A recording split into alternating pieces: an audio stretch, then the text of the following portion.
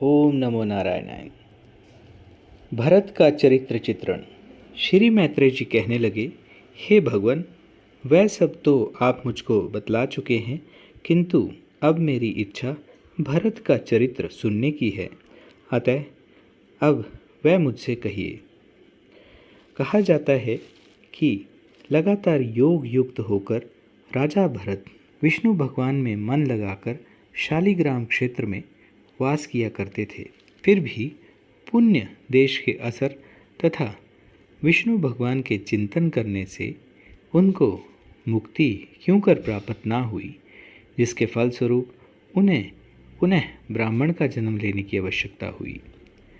ब्राह्मण होकर भी उन्होंने जो कुछ कृत्य किया उसका वृत्तांत आप कृपा करके मुझसे कहिए। श्री पराशर जी कहने लगे, भरत जी चिरकाल तक शालिग्राम क्षेत्र में निवास करते रहे। राजा भरत लगातार भगवान के नामों को ही उच्चारित किया करते थे। स्वप्न में भी भगवान नाम के अतिरिक्त उन्हें कुछ दृष्टिगोचर नहीं होता था। एक दिन वे नदी पर स्नान करने के प्रयोजन से गए।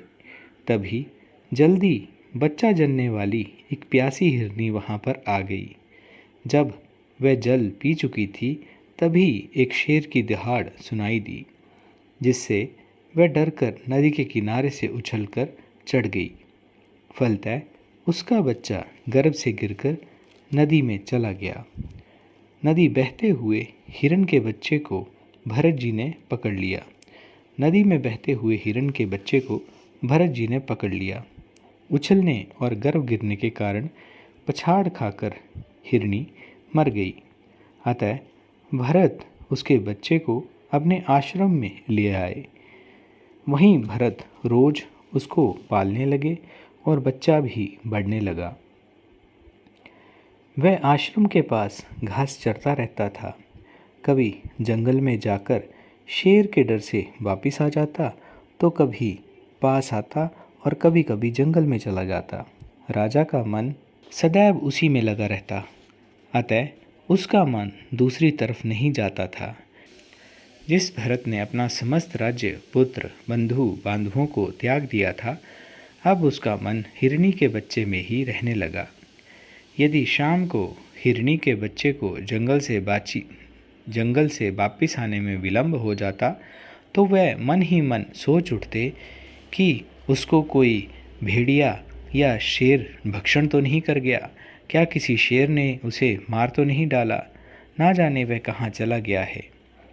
वह बच्चा जंगल से लौटकर आ जाता तो उनका मुख कमल समान खिल उठता। इसी तरह उसी में लगे रहने से भरत की समाधि टूट गई। मरते समय भी भरत उस मृग को ही अश्रु भरे नेत्रों से देखते रहे। अतः प्राण त्याग के समय भरत ने उसके अलावा ईश्वर का ध्यान, ईश्वर का चिंतन नहीं किया। उस समय की दृढ़ भावना के कारण राजा भरत जम्बूमार्ग में एक घनघोर जंगल में अपने पहले जन्म की स्मृति के कारण हिरण बना और अपनी माता को त्याग कर पुनः शालिग्राम क्षेत्र में निवास करने लगा। वहीं सूखे पत्ते तृण खाकर उसने प्राण त्याग किया और उस देह को त्याग कर उसने योगियों के पावन वंश में ब्राह्मण के रूप में जन्म लिया। तब भी उसको पहले जन्म का स्मरण बना रहा।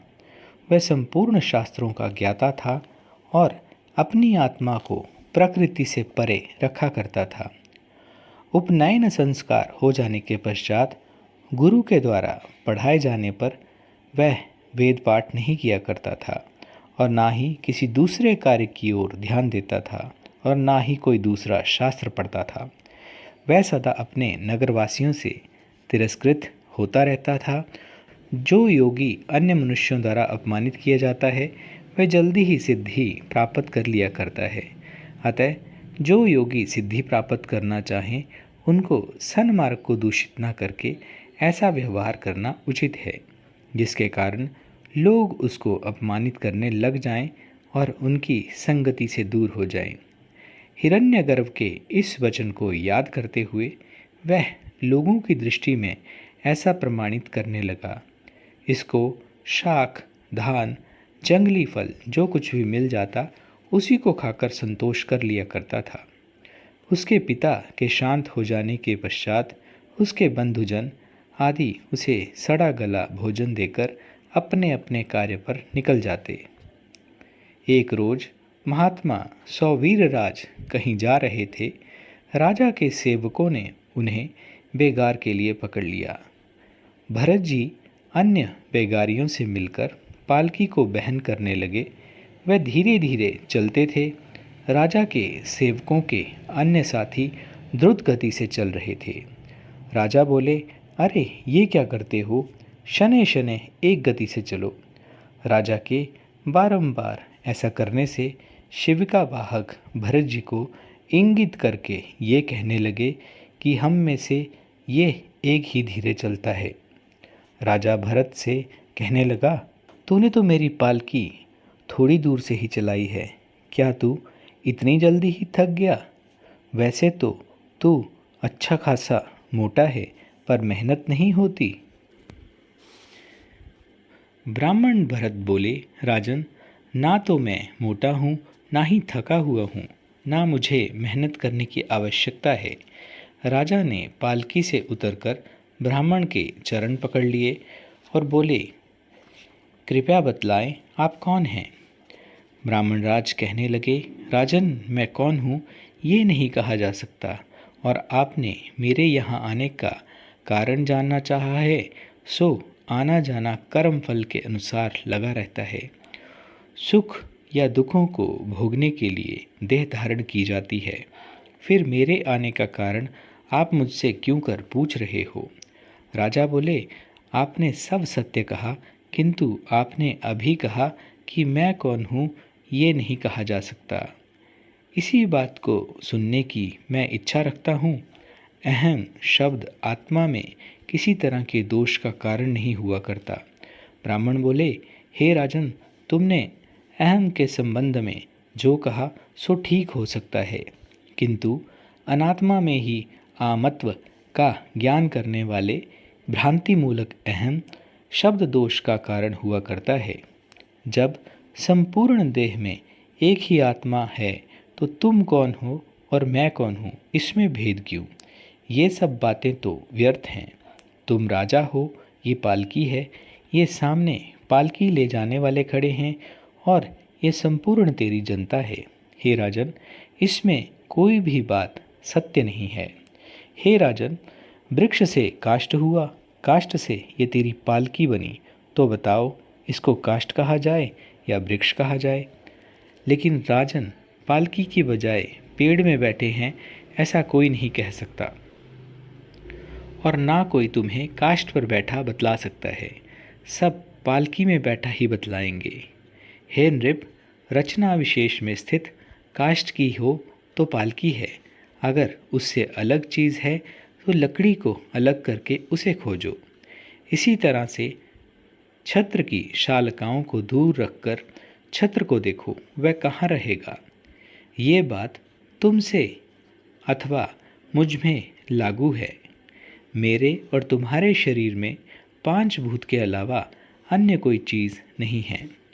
पुरुष हो, नारी, गाय, बकरा, घोड़ा, हाथी, पक्षी या पेड़ हो आदि लौकिक संज्ञाओं का प्रयोग कर्म हेतु देहों में ही समझना चाहिए। हे नृप, जीव ना देवता है, ना मानव है, ना पशु है और ना पेड़ है। ये तो संपूर्ण कर्मों के अनुसार देहाकृतियों के ही भेद मात्र हैं। हे राजन, लोक में राज्य, राज्य सैनिक तथा अन्य भी जो वस्तुएं हैं वह सत्य नहीं हैं, सिर्फ कल्पनामय है। वही परमार्थ वस्तु है जिसकी परिमाण आदि के कारण से होने वाली संज्ञा कालांतर में नहीं हुआ करती। हे राजन, ऐसी वस्तु कौन सी है? हे राजन, तू स्वयं को ही निरख, अपनी प्रजा के लिए तू नृप है।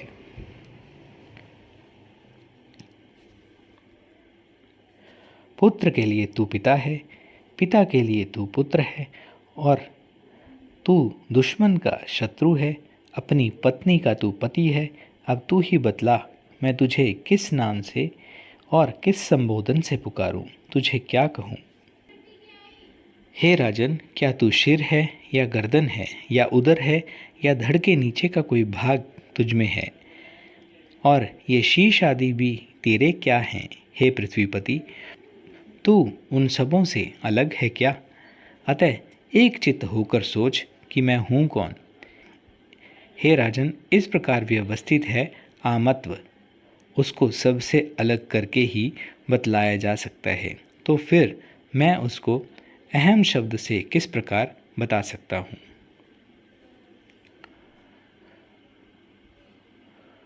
दोस्तों, अधिक मास का ये समय चल रहा है।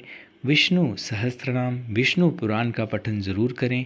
यदि संभव ना हो तो विष्णु पुराण के अध्यायों को आप निरंतर, जितने भी प्लेलिस्ट में आपको वीडियोस विष्णु पुराण से संबंधित दिखते हैं, उनको आप सुन सकते हैं और अनंत पुण्य की प्राप्ति कर सकते हैं।